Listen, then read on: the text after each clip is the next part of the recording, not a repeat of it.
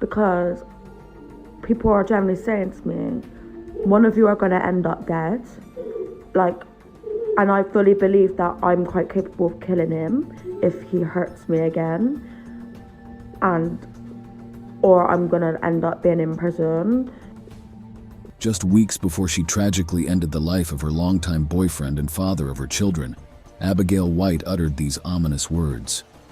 Despite warnings from those close to the couple about Abigail's dangerous tendencies, Bradley Lewis, despite his brave attempts, found himself unable to evade the impending tragedy.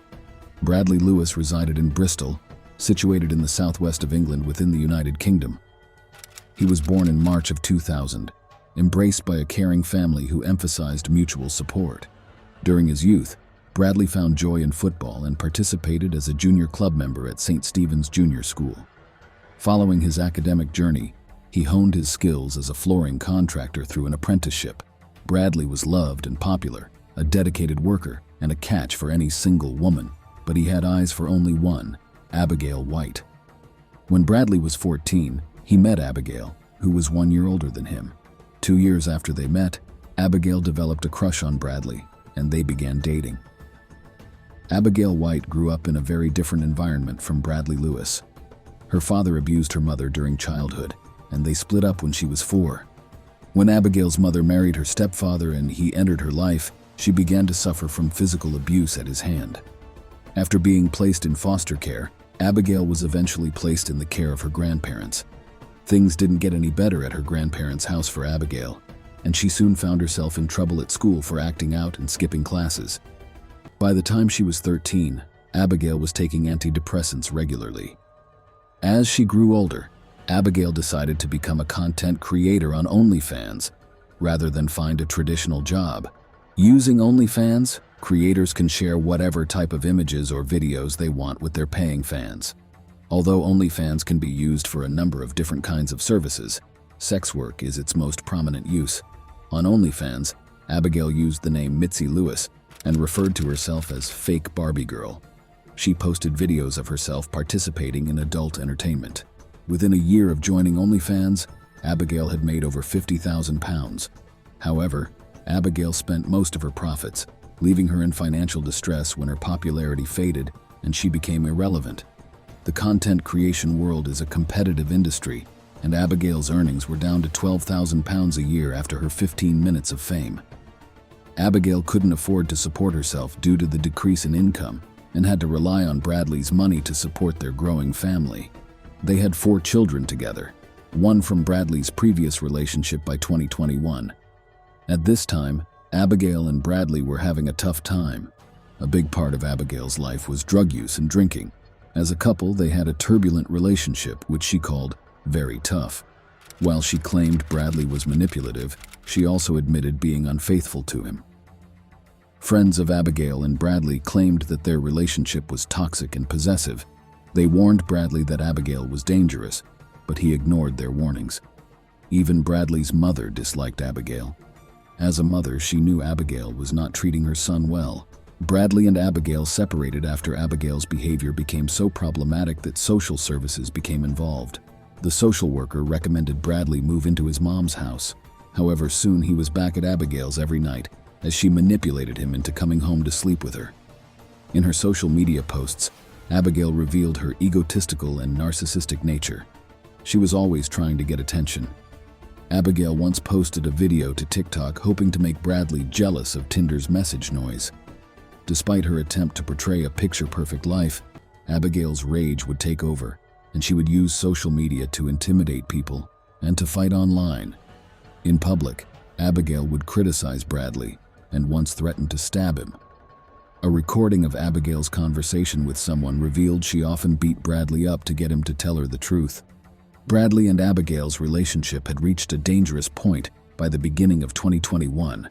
After a volatile argument, Abigail stabbed Bradley in the arm on March 19th, leaving him with a massive wound. When authorities arrived on the scene, Bradley claimed that he had stabbed himself by accident. He loved Abigail very much and was willing to do anything to keep her out of trouble. After Bradley's injury was treated at the hospital, he returned to live with Abigail. Their history and the fact that they had children made Bradley feel confined to Abigail. Abigail's behavior continued to deteriorate after Bradley's release from the hospital, and everything culminated on March 25th. On March 25th, 2021 at 8:10 p.m., a neighbor heard screams from Abigail in Bradley's apartment. Abigail screamed back that he wasn't breathing. When the neighbor asked what was wrong, the neighbor called 999 immediately, and paramedics arrived at the scene. As the paramedics worked to save Bradley's life, they noticed that the scene was covered in blood, and the bloody knife was lying on the radiator. When the police arrived, Abigail appeared terrified as they questioned her.